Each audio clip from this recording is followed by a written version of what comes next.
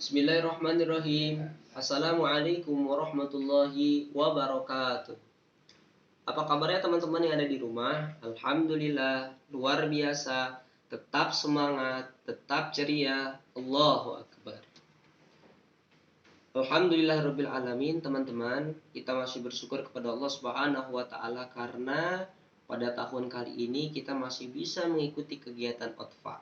Meskipun teman-teman belajarnya dari rumah, ya. Jangan sampai ya itu mengurangi rasa semangat kita dalam belajar, ya. Karena belajar tidak hanya di sekolah, di rumah pun bisa. Oke, baik teman-teman.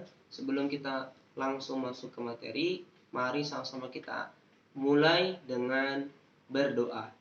A'udzu billahi minasy syaithanir rajim. Bismillahirrahmanirrahim.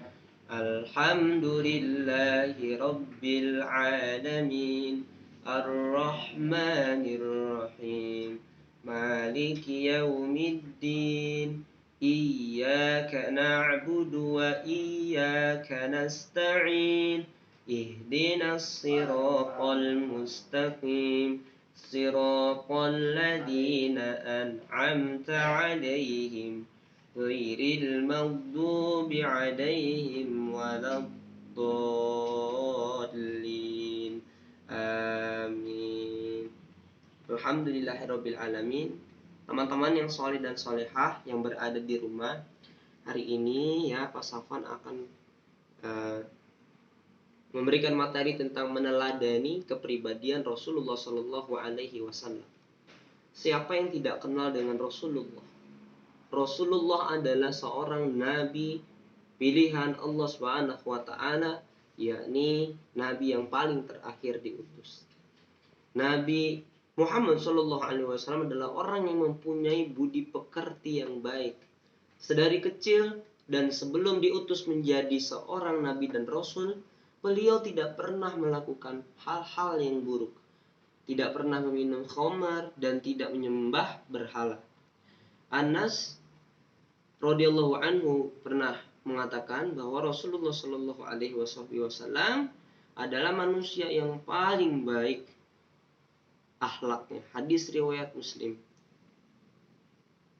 Dalam salah satu hadis Rasulullah Shallallahu Alaihi Wasallam pernah bersabda, Innama bu'ithu li'utammima makarimal akhlaq. Bahwa Rasulullah Shallallahu Alaihi Wasallam diciptakan oleh Allah Subhanahu Wa Taala tidak lain dan tidak bukan hanyalah untuk menyempurnakan akhlak manusia.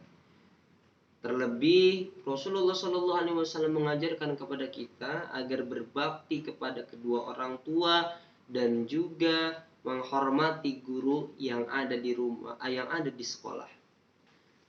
Nah, kenapa Rasulullah Shallallahu Alaihi Wasallam mengajarkan kepada kita untuk berbakti kepada kedua orang tua? Karena ridho Allah terdapat pada keriduan orang tua. Cara berbakti kita kepada kedua orang tua yang masih hidup, ya, bisa kita lakukan dengan berkata yang baik, sopan, tidak menolak ketika orang tua memerintahkan kepada kita, baik itu belajar, beribadah, ya, menjaga adik kita. Nah, itu adalah kebaikan yang harus kita lakukan, teman-teman. Kita tidak boleh berkata kasar, ya, apalagi melawan orang tua kita. Sama seperti kisah daripada salah satu sahabat Nabi Muhammad Shallallahu Alaihi Wasallam, Uwais Al-Qarni. Beliau adalah seorang yang hidup di zaman Nabi Muhammad Shallallahu Alaihi Wasallam, tapi beliau tidak pernah bertemu dengan Nabi Muhammad Shallallahu Alaihi Wasallam. Hebatnya Rasulullah Shallallahu Alaihi Wasallam berkata kepada sahabat, jika nanti kamu bertemu salah seorang pemuda bernama Uwais Al-Qarni, ya, titipkan salamku kepadanya dan mintalah doa kepadanya. Niscaya tidak ada hijab antara doanya kepada Allah Subhanahu wa taala. Hebat bukan? Lalu Sayyidina Umar ketika menjadi khalifah, ya, berjaga di depan pintu Mekah. Setiap orang yang melaksanakan haji ditanya sama Sayyidina Umar bin Khattab, adakah kalian yang bernama Uwais Al-Qarni? Sampai suatu ketika dia menemukan seorang tuan, ya, lalu mempunyai budak namanya Uwais Al-Qarni. Tidak lama ditanya oleh Sayyidina Umar, apakah engkau benar namanya Uwais Al-Qarni? Ya, benar. Lalu siapa engkau? Aku adalah seorang khalifah. Lalu ditanya, ya, Rasulullah SAW pernah menitipkan salam kepadamu, ya, dan kami diperintahkan untuk meminta doa darimu. Aku terheran, kata Sayyidina Umar, kenapa engkau begitu spesial di mata Nabi Muhammad SAW? Lalu Uwais Al-Qarni pernah mengatakan, dulu ketika Nabi Muhammad SAW masih hidup, aku ingin sekali bertemu dengannya, tapi aku menjaga orang tuaku yang sudah tua renta dan juga sakit-sakitan. Setiap hari aku merawat ibuku, aku menggendong setiap kemanapun beraktivitas. Ya, ternyata kata Sayyidina Umar, itulah yang dimaksud oleh Rasulullah Sallallahu Alaihi Wasallam, karena engkau telah memuliakan orang tuamu, maka Allah memuliakan engkau.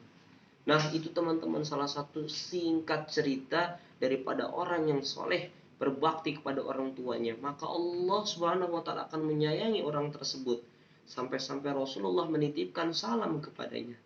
Luar biasa bukan? Maka daripada itu, jadilah anak yang berbakti kepada orang tua. Ya, tidak boleh melawan orang tua, berkata yang baik, sopan dan santun, selalu menyayangi orang tua. Insya Allah, Allah akan menyayangi kita. Jika Allah menyayangi kita, segala sesuatu apapun doa keinginan kita pasti akan dikabulkan. Amin ya rabbal alamin. Demikian teman-teman yang bisa Pak Safwan sampaikan. Mohon dimaafkan apabila terdapat kesalahan. Sama-sama kita akhiri dengan baca hamdalah. Alhamdulillahi rabbil alamin. Nah, sampai berjumpa di pertemuan selanjutnya. Wassalamualaikum warahmatullahi wabarakatuh.